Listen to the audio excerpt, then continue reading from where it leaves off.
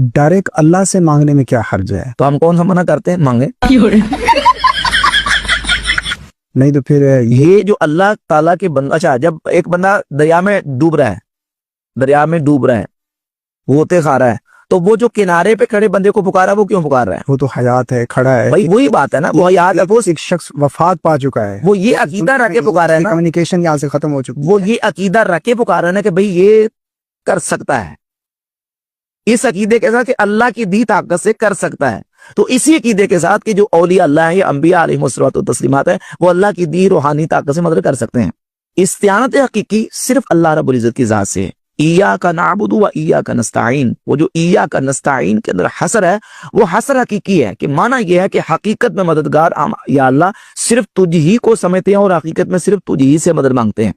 अगर अल्लाह के अलावा किसी दूसरे से इस्तिआनत इस माना में कि हकीकत में अल्लाह मददगार है और ये अल्लाह की मदद का जरिया है, मजहर है, और उसकी मदद का इस्तिआनत का जरिया है, उससे मदद मांगी जाए तो वो इस्तिआनत हकीकी के खिलाफ नहीं है। वरना फिर ये सारी इमदाद, इस्तिआनत, ये सारी शिर्क ठहरेगी। मसलन चाहे असबाब के तहत हम किसी दूसरे से मदद लेते हैं, पानी के गिलास भी किसी से मांगते हैं, मदद मांगते हैं, किसी हकीम से दवाई लेते हैं, किसी डॉक्टर से दवाई लेते हैं, किसी हाकिम से मदद मांगते हैं, वो सारी शिर्क ठहरेगी। लेकिन पानी तो हम उससे मांगते हैं जो मौजूद हो, जो हमें भाई मौजूद हो या ना हो। इय्याका नस्तईन के अंदर ये लिखा हुआ है कि मौजूद से और गैर मौजूद से। इय्याका नस्तईन के अंदर तो ये है कि हम सिर्फ तुझ ही से मदद चाहते हैं। वो कौन सी मदद है जो सिर्फ तुझ ही से चाहते हैं? वो इस्तिआनत हकीकी कि हकीकत में मददगार सिर्फ तुझ को समझते हैं, तुझ ही से हकीकत में मदद मांगते हैं। तो गुजारिश ये है कि ये जो शिर्क है इसको समझिए। शिर्क है क्या?